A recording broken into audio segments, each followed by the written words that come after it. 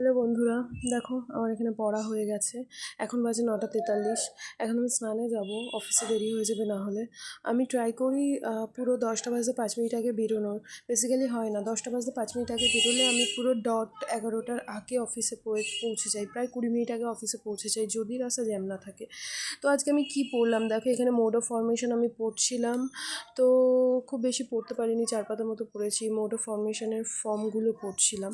তো এখানটাতে দেখো আমি যতটা পেরেছি নোটস করে নিয়েছি। মানে ব্যাপারগুলো নোট করে নেওয়ার পর আমি এটাকে রিভিশন দেই।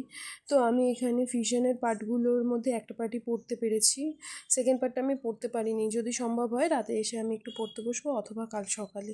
তো এইভাবেই আমি পড়াশুনো করি, একেবারে এক নাগাড়ি পড়তে পারি না। একটা সময় ছিল যখন আমি 10-12 ঘন্টা পড়তে পারতাম এক নাগাড়ি, বাট এখন অফিস, পড়াশুনো সব কিছু একসাথে থাকার কারণে সব কিছু মেনটেন করতে হয় এবং ভিডিওস দেওয়ার থাকে তোমাদেরকে।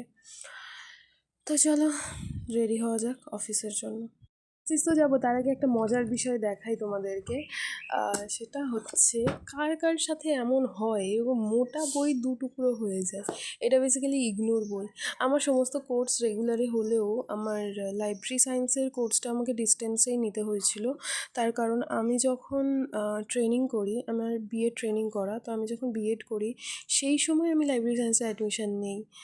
তো সেই জন্য আমাকে ডিস্টেন্সে নিতে হয়েছিল, এবং আমি ডিস্টেন্সে পড়ে বেশ আনন্দিতই হয়েছি। বা কলেজ যেতে হয় না, অল্প দিনের জন্য যেতে হয়। তো যাই হোক, দেখো কার কার সাথে এমনটা হয়, মোটা বই এরকম 2 টুকরো হয়ে যায়। আমার সাথে হয়। আমার সমস্ত এরকম লাইক বাল্কি বইগুলো, বাল্কি না সরি, হেভি বইগুলো, এরকম হাতি পড়া বইগুলো এরকম হয়ে গেছে। তো জানিও কার কার সাথে এমনটা হয়।